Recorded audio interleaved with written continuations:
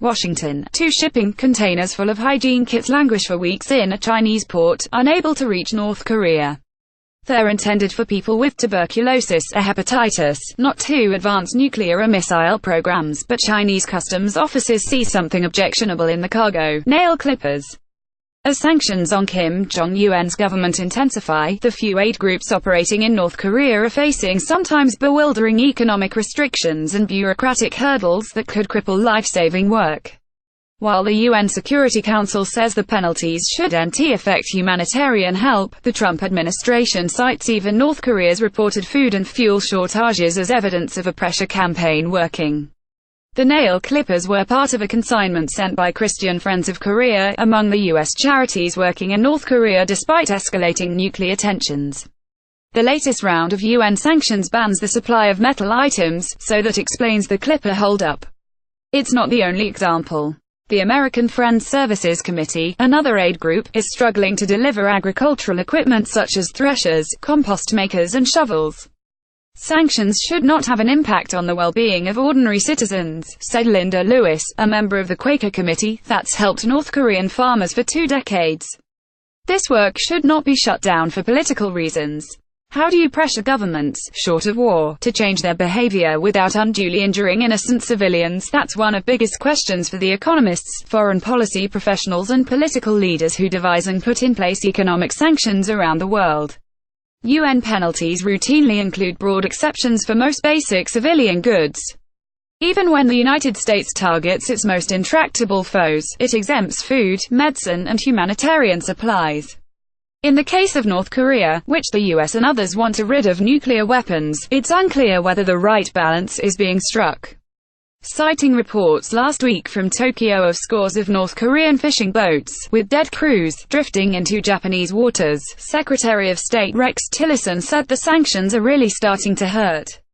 The human suffering, he said, was North Korea's responsibility and an unavoidable outcome of its failure to help its own people. Tillerson also doubted that humanitarian assistance, which South Korea is considering, would reach the right people in the north. His remarks alarmed humanitarian advocates. But given that the alternative to the US-led pressure may be military conflict, the Trump administration is getting much leeway from international partners and the public over how the sanctions are affecting North Korea's 25 million people. Recent visitors to the isolated country say fuel prices have risen, but food supplies don't seem any scarcer. They anticipate conditions to worsen in the coming months. 3 times in the past year, the UN Security Council has tightened economic restrictions on North Korea, cutting fuel supplies and banning trade in the goods that make up 90% of the North's export revenue. The latest round, designed to punish a North Korean long-range missile test, prohibits selling the North iron, steel and other metals. That covers nearly 150 different categories of products, covering everything from stainless steel ingots to spoons and paper clips. For U.S. aid groups, tiny operations already hindered by myriad requirements from U.S. authorities, the new rules are causing headaches. The groups need special export licenses from the Departments of Commerce or Treasury, special U.S. Customs inspections of their cargo, and State Department waivers to travel to North Korea. They also must contend with reluctant banks and suppliers, fearful of being fined for any transaction related to North Korea. In the case of the nail clippers, Heidi Linton of the Christian Friends of Korea, which supports more than 30 tuberculosis and hepatitis care centers, said its routine shipment of hygiene kits was stuck this month in the northern Chinese port of Dalian for 2 weeks. Finally, Chinese customs gave special permission for the shipment to proceed. Without that decision, Linton would have had to pay people to individually unpack the metal nail clippers from several thousand kits for the 2 containers to be cleared. To what purpose, asked a relieved and grateful Linton, who now wonders whether her group can import a replacement clutch for its vehicle in North Korea. It needs other metal items for renovating clinics and for clean water projects. Lewis, from the Quaker Aid Group, echoed the sentiment. Now we can't even send shovels, anything made of steel, she said. Her group helps 4 cooperative farms in North Korea and had no problem with shipping basic agricultural equipment just a few months ago. Lewis joked that the specific prohibition covering shovels must be an excessively conservative interpretation of dual-use technologies that are targeted in UN sanctions because they can have both peaceful civilian and lethal military uses. It's unclear what specific military use a shovel has. For North Korea's civilians, the aid groups play a crucial role. The UN works on child healthcare and provided food for more than 800,000 North Koreans last year. Sanctions may be adversely affecting that essential help, UN Human Rights Chief Zaid Ra'ad al-Hussein told the Security Council last month.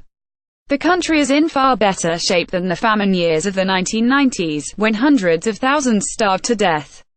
But 70% of the people still suffer food insecurity, and 2 in 5 are undernourished, according to the UN. The aid group Care International calls it the world's most underreported humanitarian crisis. Most governments refuse to help. The US last gave aid to North Korea a decade ago. Few others are stepping up when North Korea's Kim is being almost universally lambasted for plowing his impoverished nation's sparse resources into weapons.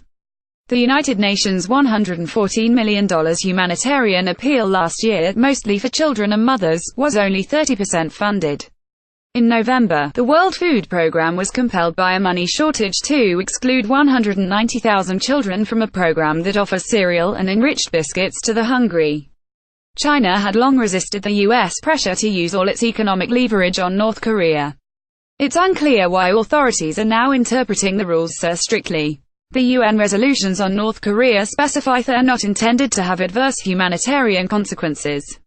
Chinese Foreign Ministry spokeswoman Hua Chunying acknowledged the problems with humanitarian aid resulting from the North Korea sanctions, but said her country always completely and strictly implements Security Council resolutions. Associated Press writers Joe McDonald in Beijing and Kim Tong-hyung in Seoul, South Korea, contributed to this report.